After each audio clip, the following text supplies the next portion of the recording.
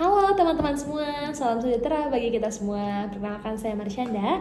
Hari ini saya akan membagikan learning journal saya di agenda 2 bersama Ibu Meli selaku Widya Iswara, khususnya tentang kompeten dan juga harawanis.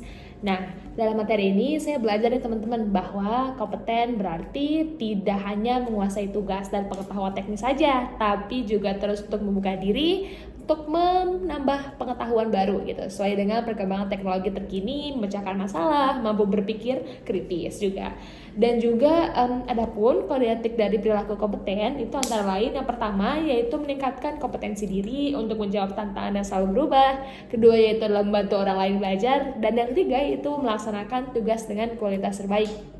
Nah, adapun dari definisinya, kompeten ini yaitu terus belajar dan terus mengembangkan kapabilitas, di mana dalam kompeten ini kita tidak hanya belajar untuk mengembangkan diri kita sendiri saja teman-teman, tapi juga memberikan impact yang bermanfaat ke orang lain.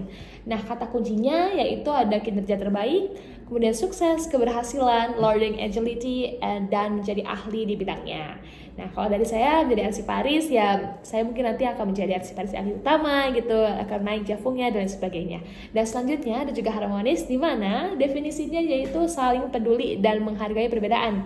Adapun kode etik dari perilaku ini, yang pertama yaitu menghargai setiap orang, apapun latar belakangnya, kemudian yang kedua yaitu suka menolong orang lain, dan yang ketiga yaitu membangun lingkungan kerja yang kondusif. Nah, kata kuncinya yaitu ada peduli, perbedaan, dan selaras gitu.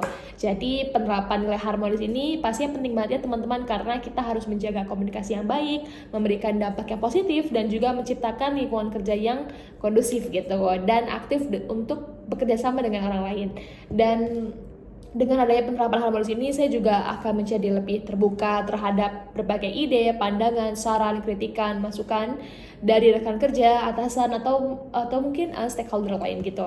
Dan penerapan dari kedua nilai ini penting karena keduanya saling melengkapi dan juga berkontribusi pada efektivitas, produktivitas, dan kesejahteraan organisasi secara keseluruhan gitu. Dan pastinya saya juga berkomitmen untuk terus belajar, beradaptasi dengan teknologi, serta menjaga komunikasi dan kerjasama di tempat kerja. Dan pastinya saya ingin menjadi ASN yang tidak hanya memiliki kompetensi teknis dan keahlian di bidang saya, tapi juga mampu membangun sinergi gitu dengan berbagai pihak, dan akhirnya sebagai bagian juga dari berakhlak gitu.